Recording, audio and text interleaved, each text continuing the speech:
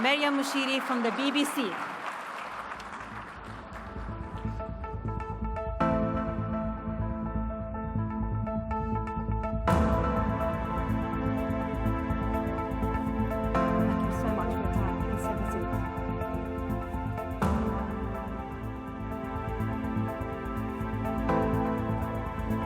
Thank you so much, everyone, for attending this very special panel. My name is Maryam Mushiri, and I'm a chief presenter at BBC News. It's my honor and privilege to be here today to interview His Excellency, the Prime Minister of the Kurdistan region, Prime Minister Barzani. Thank you so much for your time.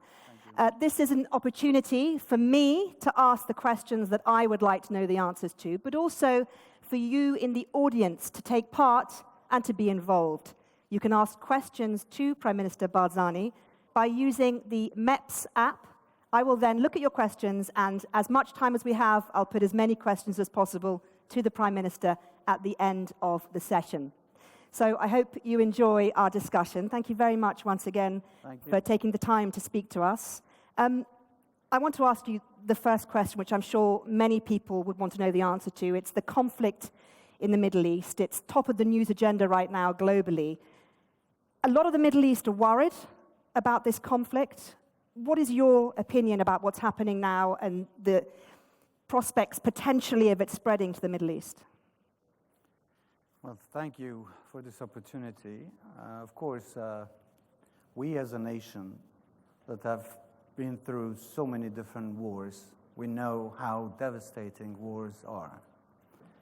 So let me please start by saying that we denounce war, and we think that it should be not even the last resort. It should not even be a way to solve any problems. I think to start answering your question, we have to ask another question. If we look at the situation in Gaza, are the people in Gaza better off today, or they were better off before October 7th? I think the answer is very clear. Innocent people are paying the ultimate price. We denounce war. We denounce attacking civilians. And we believe that there has to be a peaceful, amicable solution to every conflict here in the Middle East. It's very sad to see that decades-long conflicts were ignored until a day where it broke out and there is a full-fledged war. So if we address problems where we have the time, as I said it yesterday in my remarks, we need to solve problems before they escalate into military confrontations.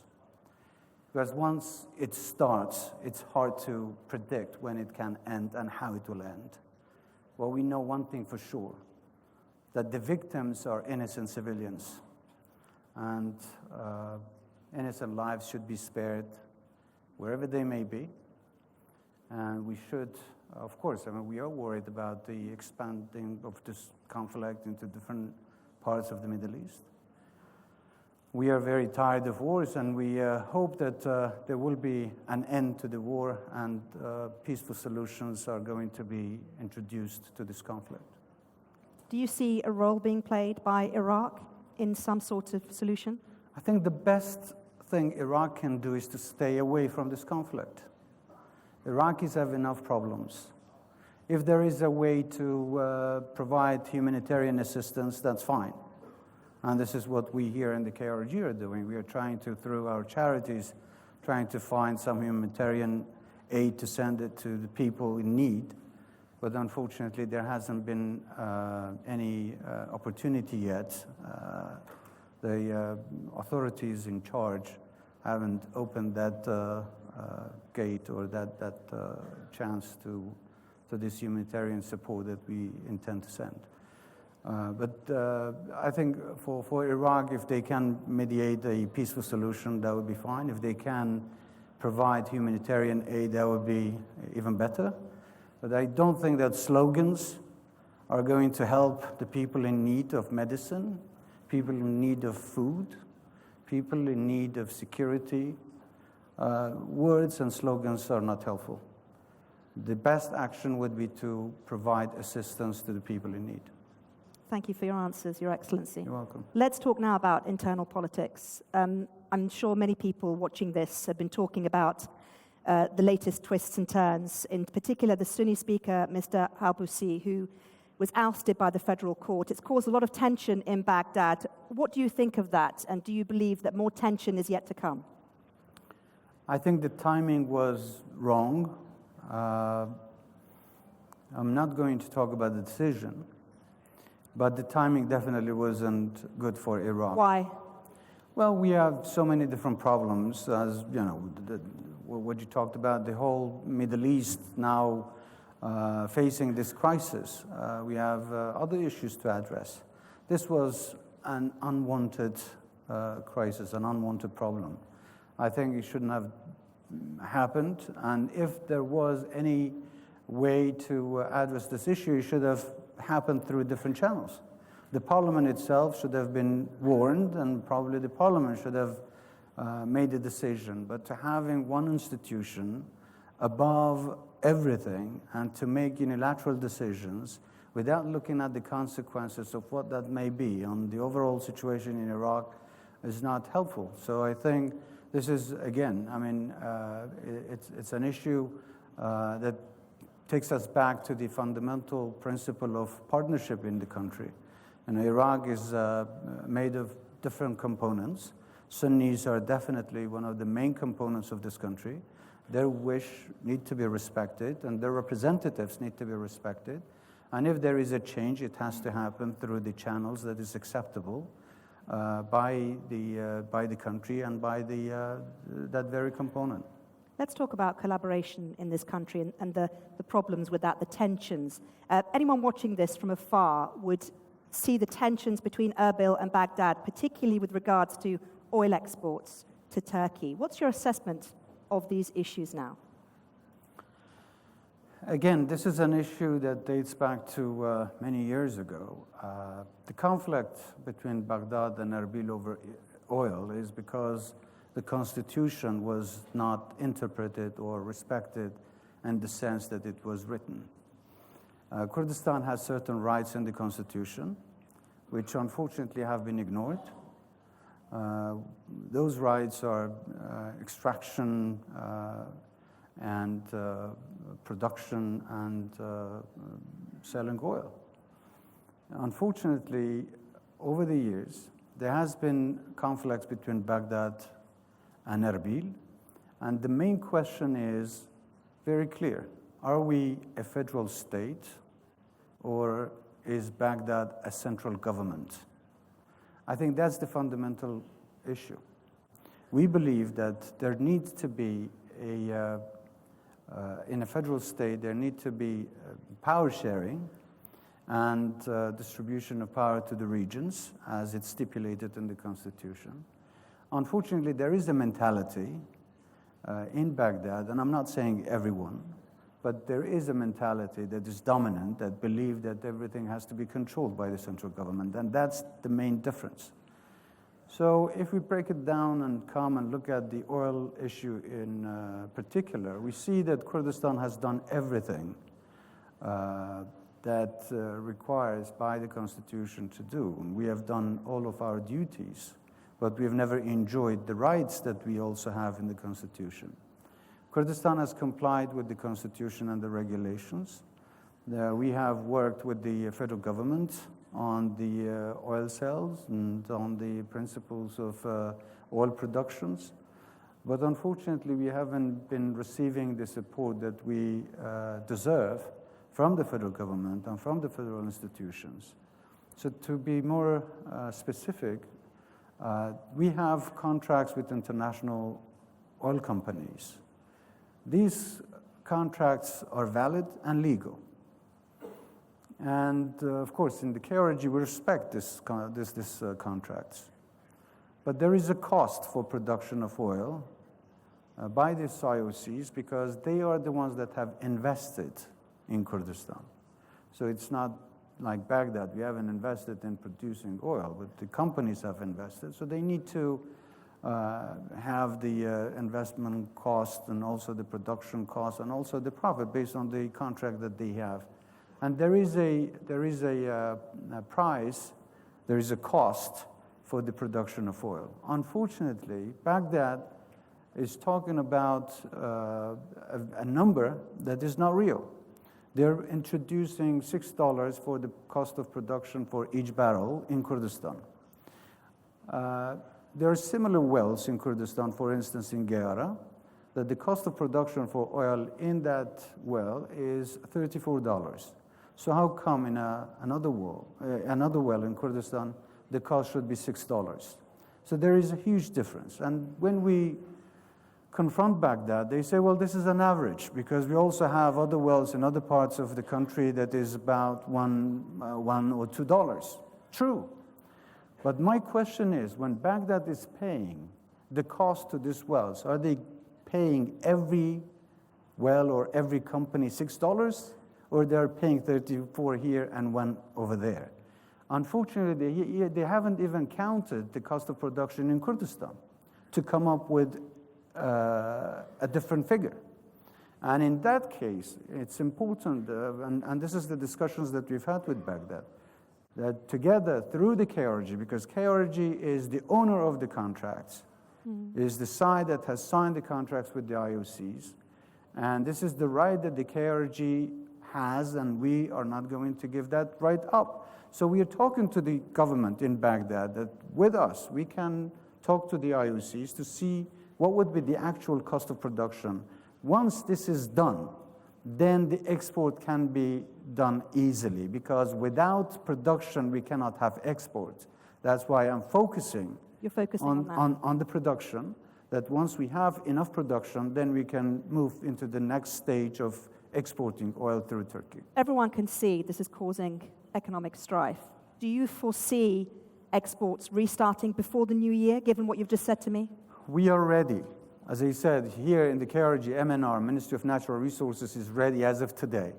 Now the ball is in the Baghdad's court. Are they willing to give the actual cost of production to the IOCs that are operating in Kurdistan? If they are, we can definitely produce, and they can produce. We are here regulators as the KRG, and we are defending our constitutional rights, but we are also defending the rights of our partners that have trusted us and invested in Kurdistan. So once these contracts are respected, and once the federal government pays these IOCs, then there is oil to be exported. How likely is that going to happen? We are talking. In fact, we had a delegation visiting us from Baghdad last week, and it was a very good meeting that I had with the Ministry of Oil. I've had several conversations with the Prime Minister himself, and he is also very understanding. The ministry is very understanding. So I'm hoping that they would come to some sort of agreement, and we can produce and also export. I cannot tell you when. Thank you for answering it. There have been significant challenges, have there not, yes, caused by the halting export of oil, also budget cuts. How has the Kurdistan region been transforming itself from a single commodity economy to something much more diverse? How have you been doing that, and why does it matter? It is matter because we think that Kurdistan is blessed with a fertile land. We have many other areas that we can develop and diversify our economy and increase our sources of revenue. And at the beginning of this cabinet, I tried to do just that.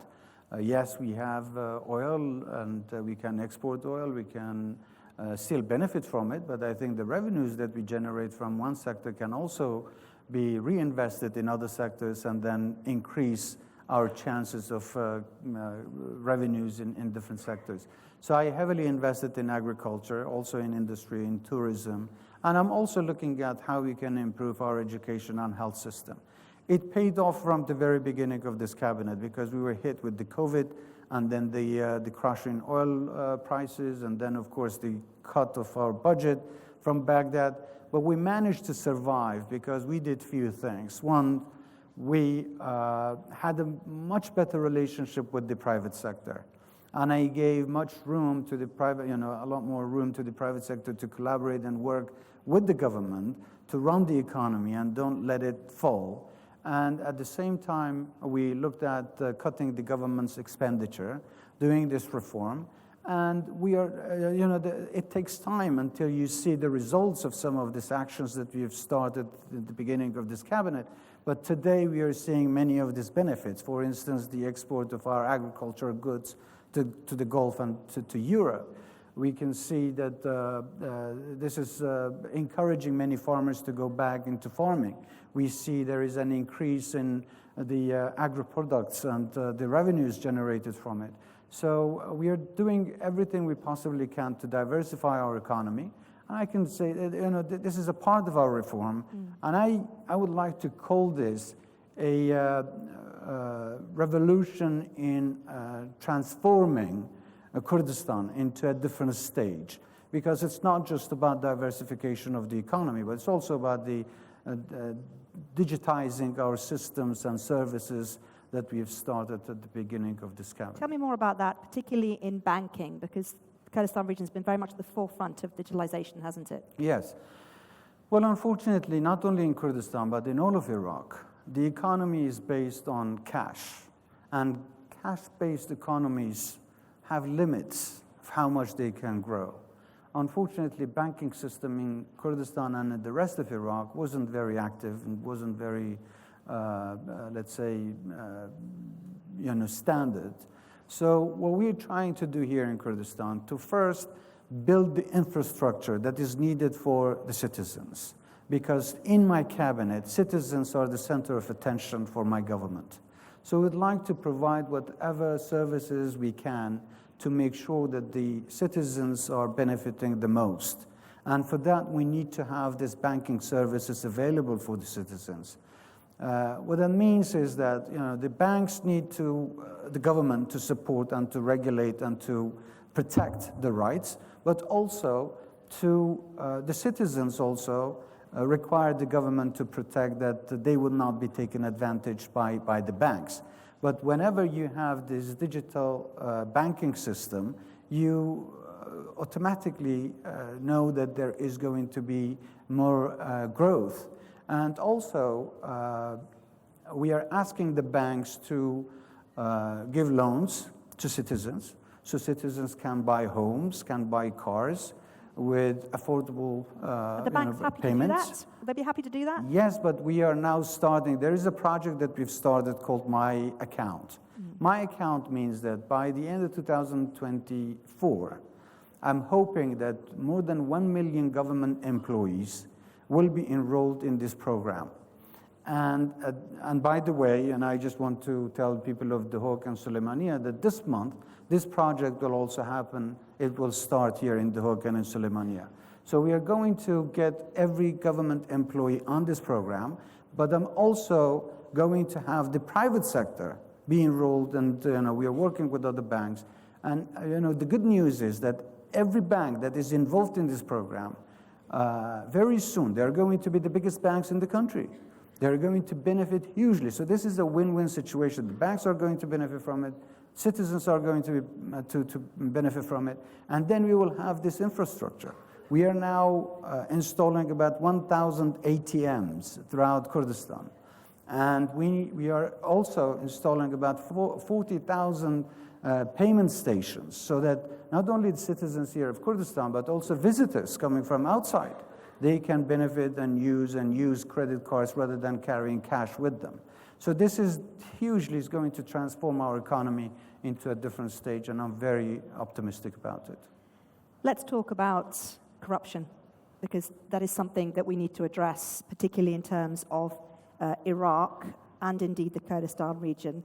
Corruption, some people say, have stopped this region and indeed the whole country from progressing in the way that it should have. What are you doing to combat corruption?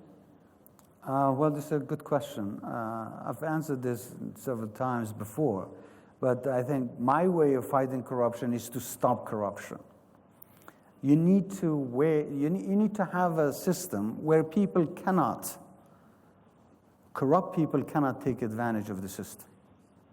Once you have a system that is controlled, once you have a system that is transparent, Once you have a system that is functioning well, and this is exactly what we're doing with this digitalization of the government services and payments and everything, because everything will be very transparent, then it would be very difficult for people to, conduct, let's say, corruption. However, there are also individuals that need to be held accountable for their bad deeds. But that alone doesn't help if the cycle of corruption continues to enroll. So you need to stop it at some point, and then you have enough time to go back and look at who has done what, and then you can hold them accountable for their bad behavior. What time frame are we looking at here? Actually, we have started. We have started. So and the corruption, in my view, is not just about people cheating and taking money, but it's also about waste of time. Employees, government employees, who are paid to serve people, but they are going and sitting there not doing anything. This is also corruption. So we have started this from the beginning of this cabinet, but it's not a process that you can have results, the next day. So it takes some time, but I think we are on the right track. Let's turn our attention to something that I know is very close to your heart, and that is the climate change issue. Yeah. In particular, climate change and how it impacts the people in this region and this country, particularly in terms of water scarcity. How worried are you about the impact? We are worried. It's not just about the water scarcity. There are many things. Of course, water is a main factor.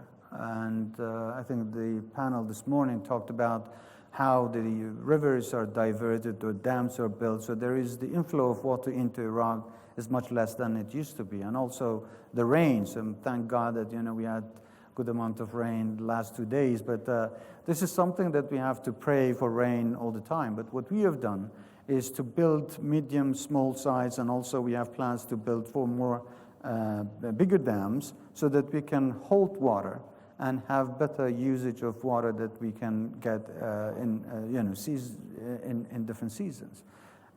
So better management of water resources, it's one of our plans that we are actually doing it.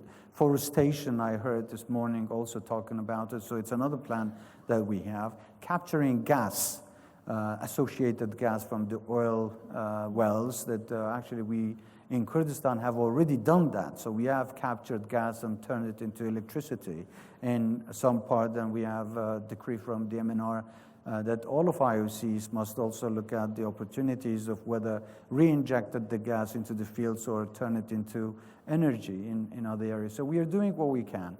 But also, this is not just our job. This is a collective responsibility by the international community. We already are seeing migration of people from one city to another in Iraq, which is heavily affected by it. But this migration could also happen from country to country, and mainly from this region to Europe or to the West or the developed countries. I can look at it from a different perspective. If this migration is unacceptable, there is a choice that can be made today. Of course, there is financial responsibilities that everybody has to accept to look at how to address the problem at its origin. If not, when the migration happens, masses of people migrate to different countries.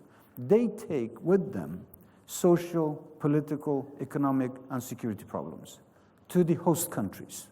So instead of looking at a problem where it can be solved just by financial support, then they have to support, they have to pay more finances.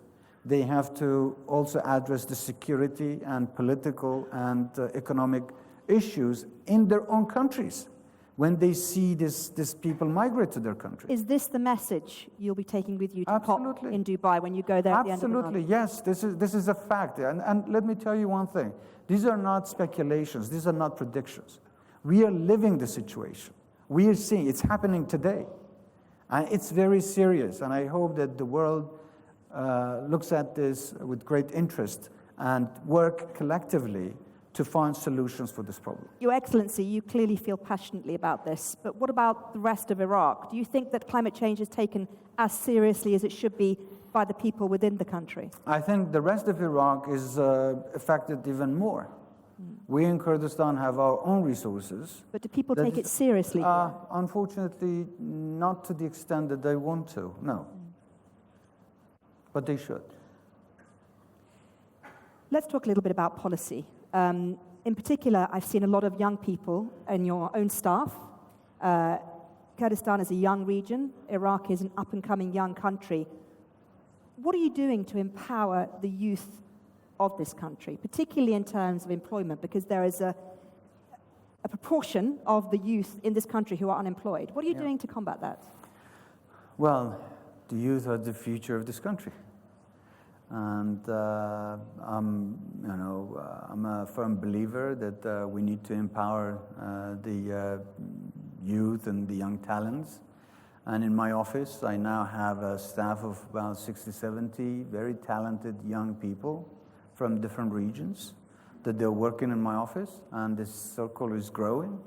And these will be the drivers behind the engine of reform and transformation in Kurdistan. So I'm really investing in them, and I know that very soon it will pay off. We are empowering the young talents. There are several programs that have started. For instance, I have announced the establishment of something called Kurdistan Innovation Institute, which basically helps talents and brains and ideas and turn that into actions and business plans. So that's one thing. We have recently announced the Bloom, which is another project that would allow entrepreneurs to get loans from the banks to expand their businesses or to start their own businesses.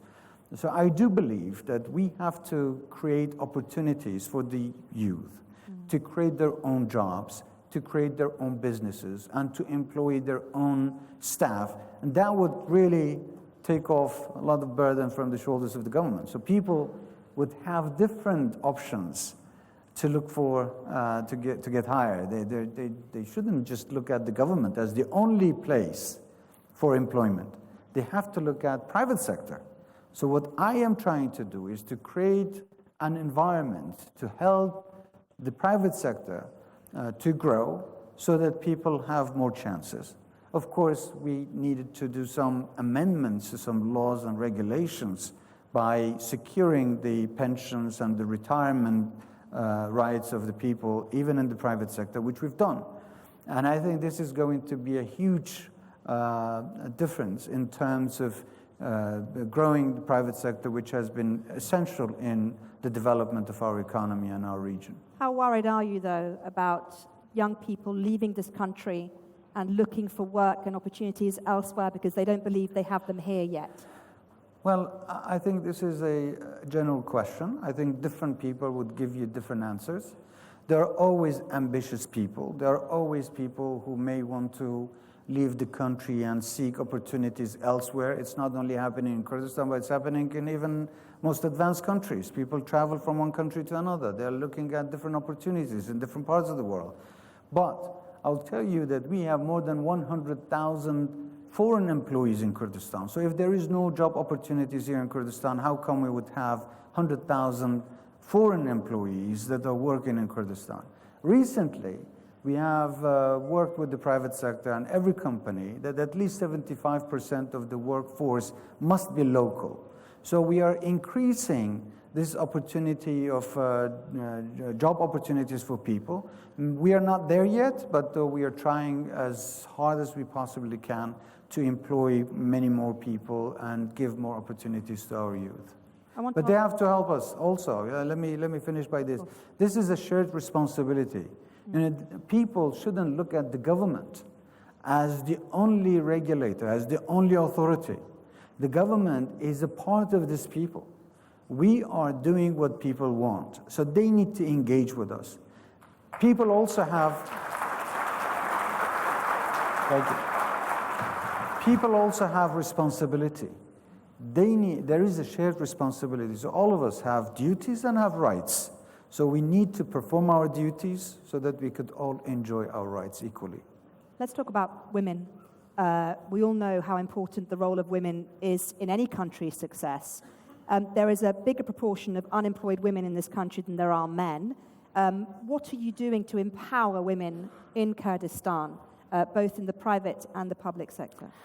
Well, I can tell you in the public sector we have more women ministers than any other cabinet in the history of Kurdistan government, and some of them are here.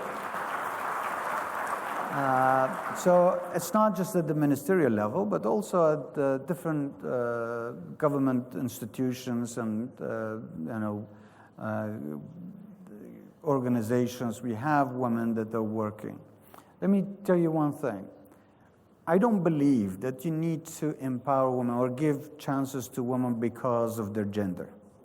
I think women are very talented, and they've proven to be very talented and very competent. So all we need is to give equal opportunities to men and women. And this is what I'm doing. This is what I've done in my government. And of course, we have another organization that is for women and development. And Dr. Khanzad is here. She's heading that organization. So we are also, as government, we are supporting that, and every other NGOs. We need women to be more engaged. It's a cultural thing also, and I think there is a change of the mindset of our own people that need to be more supportive of Women Act and women engagement in the society. It's fantastic to see women in the cabinet. It's fantastic to hear what you're saying. But what about women who don't live in cities, who don't have the access to education, women who live outside of the capitals, the big cities in this region? What's being done to give them the education and the opportunities that women in the city have? Look, there's always going to be difference. But our goal is to, like diversifying our economy, we are also diversifying our resources. We are creating more administration, we are giving more power to local governments and districts apart from the major cities. So we are bringing more services. Once you have more government services, you need to have more employees, and definitely people from those regions can work in government sector in those areas. But more importantly, we are trying to provide more opportunities in different parts of Kurdistan. For instance, tourism is one of the very important, let's say, sectors that we can develop. And many women can actually take advantage of that situation, because each city and each province here in Kurdistan has its own unique character, and we can empower those and give more support to those provinces and cities and villages and districts by supporting that sector where they are good at. And this is what we are doing. And about schools, we are building schools in the most remote villages. We are bringing roads and services to the most remote villages. But unfortunately, we are not doing everything we want because we don't have the resources to support the vision that we have. And that, once again, is because of how unfair Baghdad has been in providing the fair share of Kurdistan in the overall Iraqi budget. If we have these support, imagine the developments that we have in Kurdistan.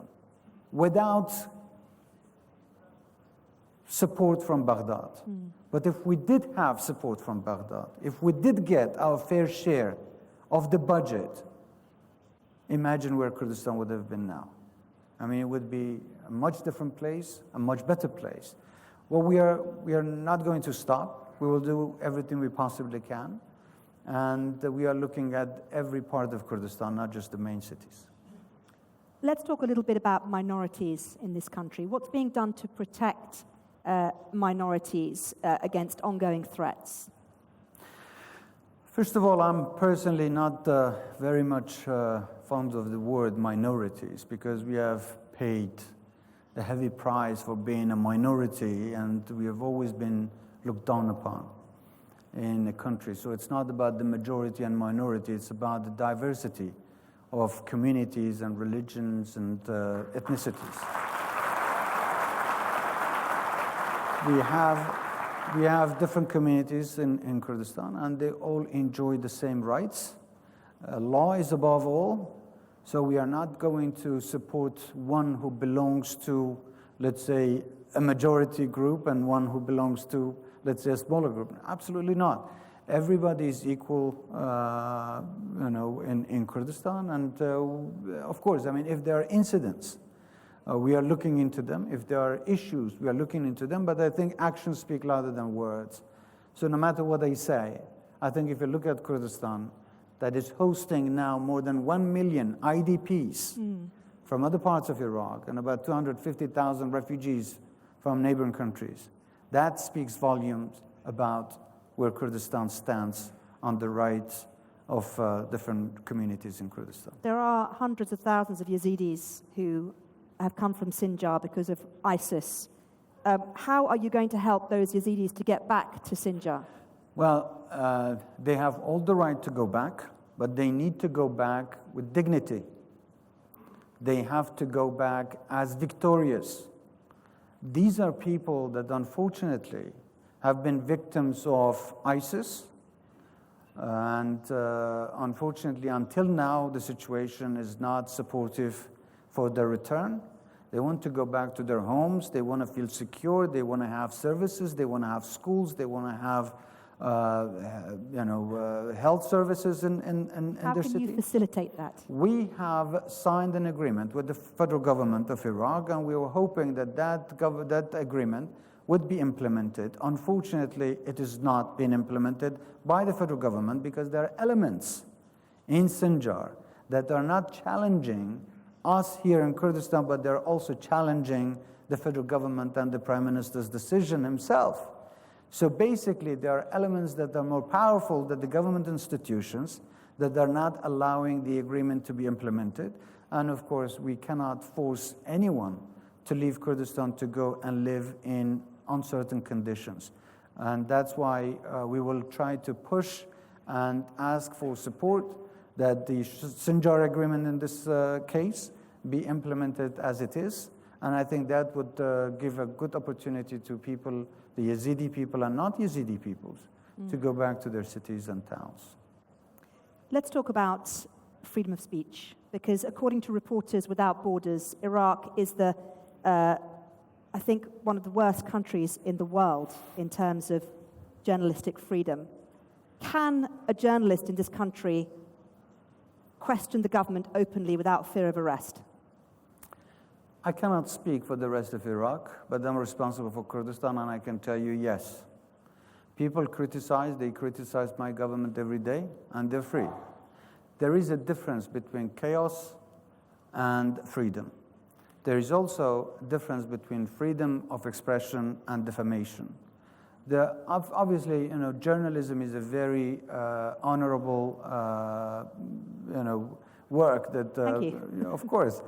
And I personally respect them very much, and I think journalists here in Kurdistan are very active, and they're very influential.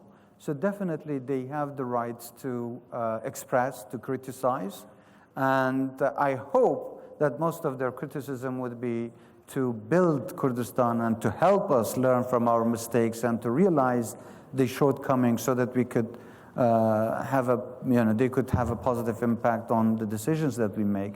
But I think this has been said more generally. To everybody that is criticizing us, I hope that they would give us data. They say that Kurdistan is on a setback, and again, I'm not speaking for the rest of Iraq, but I'm speaking for Kurdistan. I hope that there would be some comparison and some data provided 5 years, 10 years ago and today, where journalism is and how the government has treated journalists and this profession. We have been given all the support that we possibly can within the law. But I have a question for you and for the audience and probably people who are looking at us. I'm so flattered that everybody is so enthusiastic and so keen about the rights of freedom of expression. What about the right of existence? We as a nation, we as a nation also are entitled to exist and to be free. So how could you focus on the freedom of an individual but ignore the freedom of a whole nation? Can you possibly do both? Absolutely. And I'm not saying that one should be forsaken for the other, but I'm saying that everything has to happen, and once you have a free society, you can make free choices. We touched a little bit about the United States, well, the Middle East conflict and the role of the Arab world in it. I want to talk now about the United States' role, particularly its relationship with the Kurdistan region. You've always enjoyed a pretty close relationship to the US. Do you think this collaboration is continuing in the way that it has in the past, and how important is it to regional stability? Well, let me say that we are thankful to the United States for the support that they have provided since 2003 until now. They've been very helpful in supporting all of Iraq and Kurdistan, and especially during the war with ISIS. They've provided military support to Peshmerga, airstrikes against Daesh. So we are all very thankful for the US support. Now, I cannot speak on behalf of the United States. They decide where their priorities are, and they decide, how to make their policies. But I think over the years, the disengagement of the United States to a greater degree, or the decision to draw down their engagement, maybe a better phrase, has left a gap. And that gap, unfortunately, wasn't filled by the right actors. Unfortunately, there was a lot of advantages that was taken by different elements. I don't want to be very specific, okay. But I think it's important for the US to maintain its good relations with the country, and especially with Kurdistan. We would like them to be more engaged on economic level. They don't have to be, to look at the military presence, but I'm talking about economic engagement, political engagement. So yes, U.S. is a great ally. It's a country that we thank them, thank American people, American institutions for their support. But contrary to some people who may think they shouldn't be here, we think that their presence in the region is still very much needed. Another player, potentially, of course, is China. It's expanding its sphere of influence. Chinese company recently replaced Exxon, did it not, at a major Iraqi oil field, and opened visa applications, I believe, from Erbil quite recently. How big a player is China? Is China going to fill that gap that you just told me about? Look, China is a great country. And like every other country or superpower, and they're trying to expand their influence. They're looking at Iraq as a market. They've had historical relations with Iraq, and they're looking at economic opportunities. Of course, when it comes to business, whoever gives better options and arrives first and has, let's say, better terms and conditions can win. And the Chinese are taking this very, looking at this opportunity very seriously. They are in Iraq, and they're also in Kurdistan. We welcome everyone who wants to expand the relations with our region and to help develop our economy. Let me ask you a little bit about your vision for Kurdistan region. What do you see over the next few years? How do you see things playing out? Wow. It's a very big question, so take your time. It is a big question. Well, I would like to see Kurdistan developed, obviously. Like I said, I want to see the citizens be the center of attention to every government, mine or after me. I would like to see time has value. I would like to see bureaucracy stop. I would like to see everyone getting a fair and equal opportunity. I want to see that people in Kurdistan don't look at any other country to look up to, but to be the model and symbols for others to look up to them.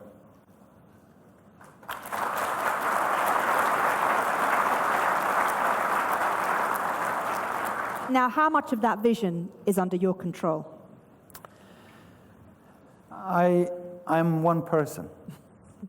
I can share my views and ideas with my colleagues and people, but I need every single citizen of Kurdistan to help me achieve that goal.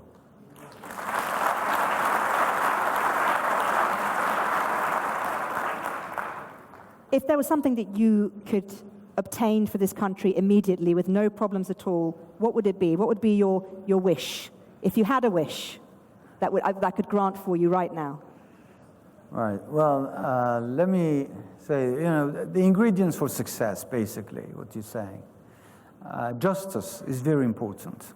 Equality, justice are the ingredients to success. I think here in Iraq, we as the Kurds feel that there has been a lot of injustice throughout history against our people.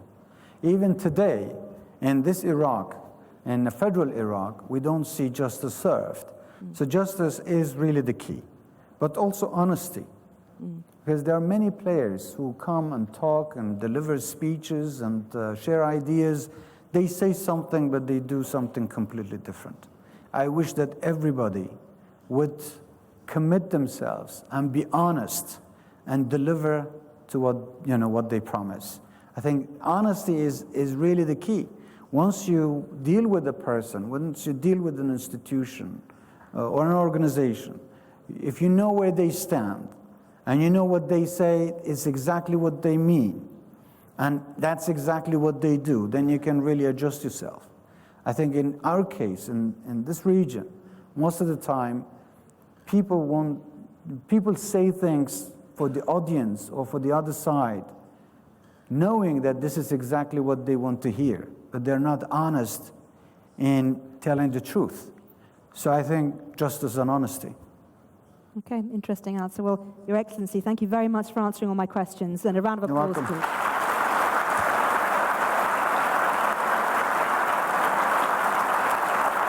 Thank you. So as I mentioned before, now is the opportunity for your questions to be answered by His Excellency. I've asked you to only put your questions through the app for now. If we have time to answer questions from the audience, we will do so. But I'd like to start with this question from Ibrahim, Your Excellency.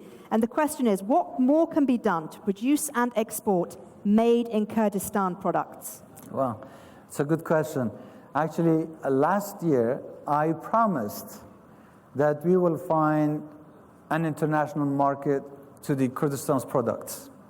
Today, I'm proud to say that we have found that market, and that pomegranates, apples, honey, grapes are being exported to the I'm Gulf. expecting a big box of those for me at the end. Really? I don't know if they have one, but I'm joking. yeah, but this is the beginning. And my job as the government is to regulate and find that market, find that supply chain, for investments, and also then to connect our private sector to the international market, which we have done.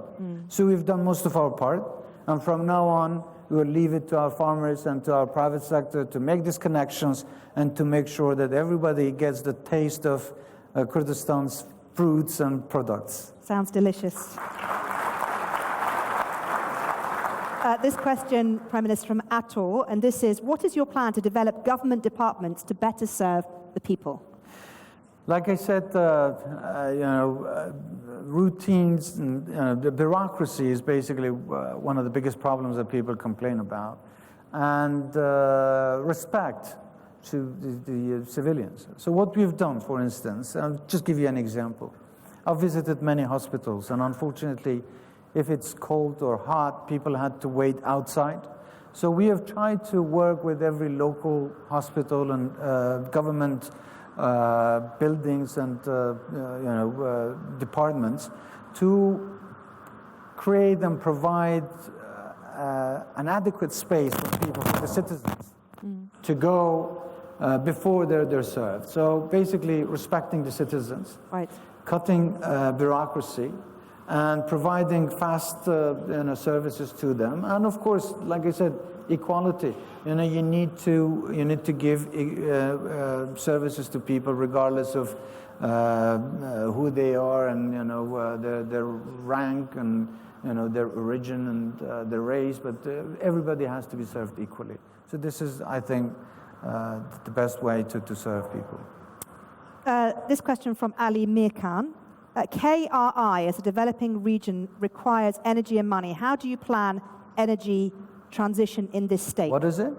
I think he means the Kurdistan region is requires energy and money. How do you plan energy transition in this state?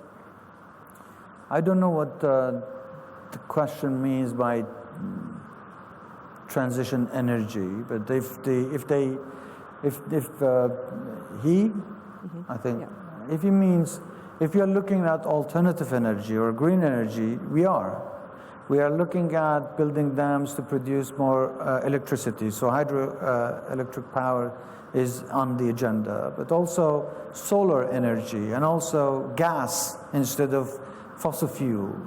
So we are looking at all these other sources of renewable energy or green energy to produce more energy in the future. But again, also, I would ask the citizens to also look at this as something that belongs to them. It doesn't belong to the government. Let me tell you that energy doesn't belong to the government. It belongs to you. So use it as much as you need it. Do not waste it. If you help us, we can help you have more energy and more resources and better services. Let's ask this question from Onar, and this is, how does the newly founded Kurdistan Accrediting Association for Education foster the quality of education? Well, this is, again, it's something that I started building, and I think it's important to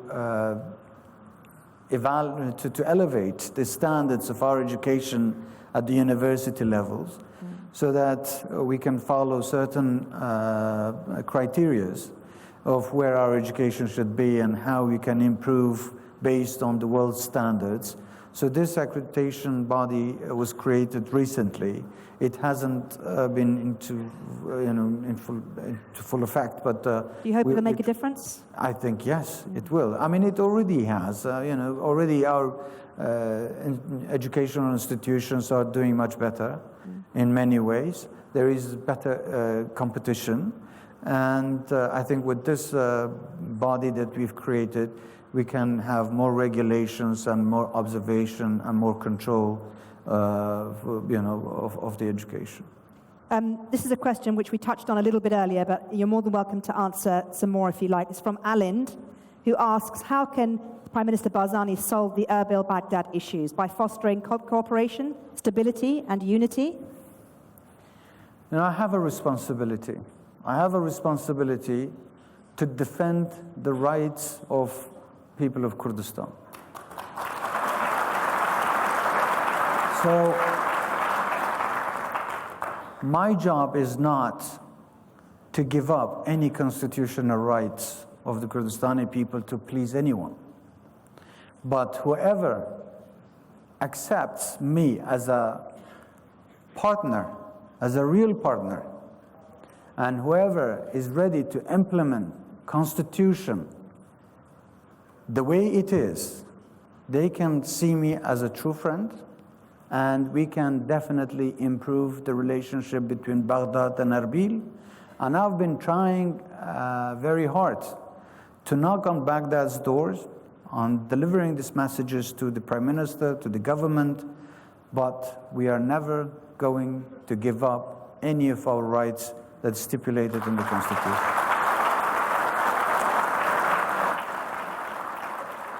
A question here from Ibrahim, who asks this: what more can Kurdistan's friends do in the UK to support KRG? Well, they can definitely be supportive by encouraging many UK companies to come and look at opportunities that will be a good economic opportunity for them as well. So is there a good relationship between the UK and Kurdistan in terms of investment? I think we have never had better relations than UK than now. So with UK than now, we have excellent relations with the UK, and we are very pleased.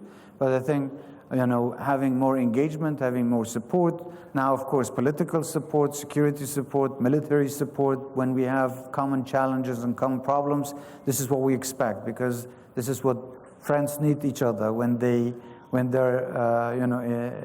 in tough times. They need each other to help each other. So, but again, during good times also, we want them to come and benefit. Kurdistan has huge potential. I think friends who have helped us through difficult times are entitled to also benefit from the resources that we have in Kurdistan. Do you think that UK companies see the kind of stability they want to see within Kurdistan to be able to invest? Well, there are some companies. There are some, I think, more than 200 companies. Yesterday I heard the Prime Minister Boris Johnson saying that. So there are many companies that are already operating here in Kurdistan, but I think there is potential for many, many more companies to come here. This question from Masood Hamid. What actions to increase awareness on climate change, that's water and food supply, and reforestation, what actions are being taken to increase awareness amongst people? We are trying to incorporate that into our curriculum at the very elementary level schools. So we had these discussions with the Ministry of Education and Higher Education that education is the key. People need to be aware of some of the changes that are happening, and also how they can protect their own environment, and how can they be more responsible citizens. So this is what we can do, but there are obviously other things that we don't control, but it requires a more collective work with the international players, and that's what we, for instance, are going to do in COP28. We're going to talk to partners and other players around the world that are much more powerful, and they are much more responsible for the pollution and the... Well, that's the thing. Some people consider it unfair that a country like Iraq suffers so greatly from climate change and yet isn't one of those countries that is adding to it to the same level as some of the bigger nations. What can be done to address that imbalance? Well, I hope that people realize, when I started talking about the climate change, I think people need to realize that they're not going to be the beneficiary of the violation of environmental, let's say, protection. So nobody is safe. Whether you're living here or any part in the world, on the globe, you are going to be affected somehow, if not by the rainfall or the drought, but you're going to be affected by the wave of migrants who are going to bring their own problems to your own society. So they need to be aware that this is a global problem and it requires a global solution. Let's talk about this question from Binav, who asks, what is Your Excellency's vision on supporting the private sector that can generate job opportunities? Like I said, we, for any society to grow and to look at developing its economy, there are a few things that need to be happening there. One is security, and thank God Kurdistan is much more secure than the rest of the region. And we thank our, services and Peshmerga and everybody who is doing tremendous job day and night to keep us safe. So yes, security, we do have it. Law. We are trying to amend some of the laws and investment laws to be more attractive to the investors to come and work here, which eventually is going to expand the private sector. And also the banking system, which we are also working on very aggressively to provide that service so that private sector investors, citizens, individuals will benefit from. So we are doing what we can. This question from Roseanne. What key initiatives do you believe will have the most significant positive impact on Kurdistan? Can you repeat that? What key initiatives do you believe will have the most significant positive impact on Kurdistan? So what are you doing right now, I guess the question is, that you think is the number one initiative that you want to put forward to people and say, this is going to make the most difference? I think... I don't think speeches and talks are going to make that significant impact, but deeds do. And that's why many times when I go and visit cities and provinces, I don't promise them that I'm going to do this for you, but I rather wait until I deliver and then go and show them what I've done. So I think... And I think this is the best way to convince people. You need to show them success. Once they see it, they believe it. This question from Ziga Abuzaid, who says, what role can the international community play in supporting Kurdistan's aspirations for security? Although by all accounts, what you're saying is Kurdistan is very secure. Well, security is not alone. Security, political stability, economic development come hand in hand. So we need to have all of the above to have a secure region. So we need to look at how we can develop our economy. We need to look at how we can have more political stability so that we could have a more secure region. And it's vice versa. So all of these are working as three pillars. And we need to do this. But there is something that I'd like to mention, and that's the international law. The Kurds, like many other nations, I think, deserve to have their own rights of self-determination. They have their own rights to live like many other nations. So we need international guarantees that we will never, ever again go through the atrocities that we've seen, like the chemical bombardments or the Anfal operations or the injustice that, historical injustice that happened to us. So what we need is really more than anything else, we need international guarantees. So if if the international community wants to help us, they need to give us that guarantee that Kurds will never, ever again be subject to attacks or to atrocities or to chemical bombardments or to any sort of ethnic cleansing or genocide war. So that's what we need to hear from the international community today.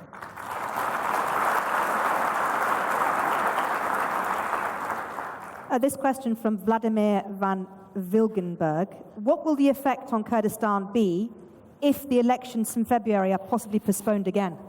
I hope they won't be postponed, because I never supported the delay of the elections of last year. It was supposed to happen October of 2022, and then they were postponed for 2023, and now to 2024, February 2024. I hope they're not postponed, because basically we believe in democracy in Kurdistan, and we want to be the beacon of democracy in the region. It doesn't make any sense to not have elections. Now, if one side or party or group doesn't want elections, I don't think that the people of Kurdistan need to pay the price for it. And more importantly, I think the international community backed that, and the High Commissioner for Elections should not allow manipulation of this particular problem. You think it's being manipulated? Absolutely, yes, it is. And we think that the election should happen this February. And if not, those who are responsible for postponing might be the only ones held accountable, not the people of Kurdistan. Okay. A question here, interesting one from Shahan. Your Excellency, what would you advise diaspora Kurds? I want them to learn from their host countries and to come back and build Kurdistan.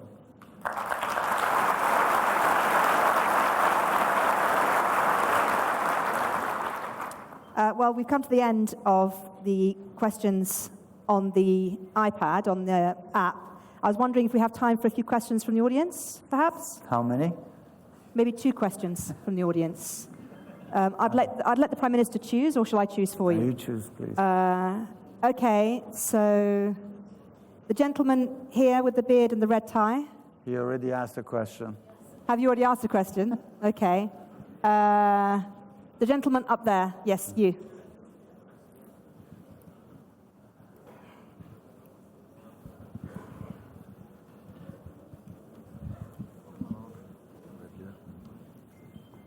Tell us who you are first of all, and then ask a question, please. Evar bosh, beres, Janabe Sarut Waziran, Bragevre, Mandunevi, اسمم اسکندرم. صد سال تمن خود عراق همه رنگین سیستم حکمرانی بخوادید. سیستم پاشایتی بو کماری، پاشان دکتاتوریت پاشان سیستم بنا فدرال و دموکراسی و پارلمانی و تعددی مخابن ادواسات سالا دام تجربه که جلکات طال عراق در باز کرد چونکه همین رنگ و همین سیستم اتکواتی نه تجربه کردن یک عقلیت هبو بران بر خلکی هرم کردستانه عقلیت و سرکوت کرنه در بدر کرنه این کار کرنه و ناتج وی سیستم فدرال و دموکراسی جی سیاست و برسی کرنه بران بر خلکی هرم کردستانه کارینا مخابنی و پشتی که حکومت هرم کردستانه همو التزامات دستوری بران بر حکومت آناوندی جبجه کرین همان او عقلیت و بره بران بر خلکی هرم کردستانه تدب کارینان ما گورانکاریه توی عقلیت دا ندید مخابنی و اگر افرنگ سیاسته یا حکومت آناوندی ها بردوام بیدن و سیویدارم بردوام نبیدن جناب اول حکومت هرمه سرکرداتی سیاسی کردستانه چه برنامه و پلان هیاده شواز سردری کرنه دیل حکومت آناوندی ها چه بید اگر افرنگ سیاسته و اف عقلیت برانبر خلکی هرم کردستانه بردوام بیدن یلا اسپاس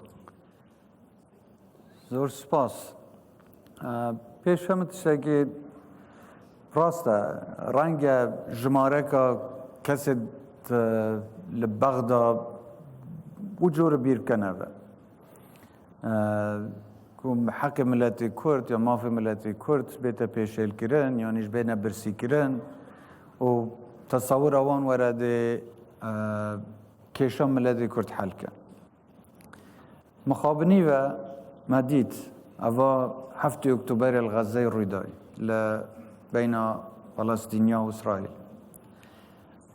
يعني إلا تبيا خلقك بجناح بيتا كشتن حتى قضيك بابتك بيتا بر آخفتنا و چاره سریا که گنجا و بيتا ودیتن لسه آست نف دولتی آیا کرد خلق کردستانه باجا باش یا خود دنوه چونکی ما نهیرش کرسه کس من چه خلق بگناه کشتن به هندی جاتی او رو قدری ما بگیرن بین حلقا دی مسزاب دنوه آیا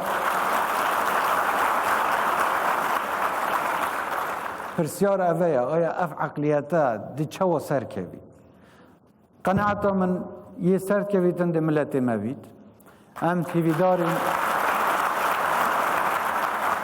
تیویدارین پیچه بین گینه گفتگوی بگینه چاره سرکا گنجاو ما پیوندیت زورت باش بگوید که سرک وزیران برای سودانی هی دیگه وی حکومتی هی از متأکدم وی حکومتا بغداش فشاره که اگجار زور یال سر و زور او برنامه که وقت خواهم که حکومتش گشتیا ریکفت نه جیبه جی کرنیل چل یاسایان افتو غازه بید چل بودجا حکومتا فدرالی بیتن همه هاتنا گورین نب حزو خواست حکومته بلکه فشار کل سه حکومته هاتیه کرن به هنده لازمه وقت امیش هفت کینا لحن عراقی ام هفت نکینا همیاب یک چاف خلقه که زور یه عراقی بتایبت حولاتیت عراقی عطفه که زورت گرم کردستان هی خلقه که سیاسی زور عطفه که زورت گرم کردستان هی یا مهم او ام پیچه بیم دیالوگ کشت خو حل کینو نگینا و مرحله کو بیر تشتدی بکینا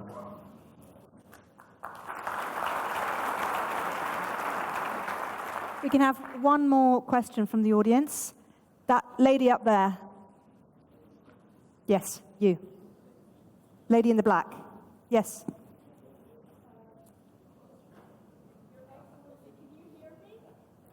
I can hear you, yes. Hello, Your Excellency. My name is Shahan Omar. I'm a student from the University of Düsseldorf. My question would be, would a secular Iraqi state solve the ideological and the religious issues in Iraq and Kurdistan? Thank you. I didn't understand. Would a secular state solve the religious issues in Iraq? Well, Iraq is supposed to be a federal state, and I think, it includes groups that are secular and includes, people who are religious. But there is a coalition. It's not just about whether there is a secular system. It could be a secular system, but dictatorship. We've seen this, and we still see it in other parts of the world. So it's not about secularism or a religious state. It's about the mentality that rules. It's about justice. So I think if you have people who believe in the rights of human beings above all, and believe in the equality of humans and citizens, then we could have a good government. Thank you. Before we go, no more questions, I'm afraid, from the floor, but I have one more question for Please. you. We're here at the Middle East Peace and Security Forum. Why is it important to have this forum in Kurdistan region today? Why is this key for not only this region, not only this country, but the world, to have a forum like this where we can discuss openly what we've talked about over the last very exciting and interesting couple of days? Well, look at Kurdistan. Kurdistan is geopolitically located in a very strategic part of the world. We have, we are here, we have Turkey, we have Iran, we have, the rest of Iraq and Syria, the whole Middle East. We are basically the glue. We are connecting all these different communities and thousands of years of history and different cultures together. So I think we as the Kurds, instead of being elements of separation, elements of destabilization, we want to unite the region. We want to bring more stability to the region. We want to be the beacon of development and progress and democracy. And that's why these sort of conferences are to show the world that we are different and we can be better. Excellent answer. Thank you.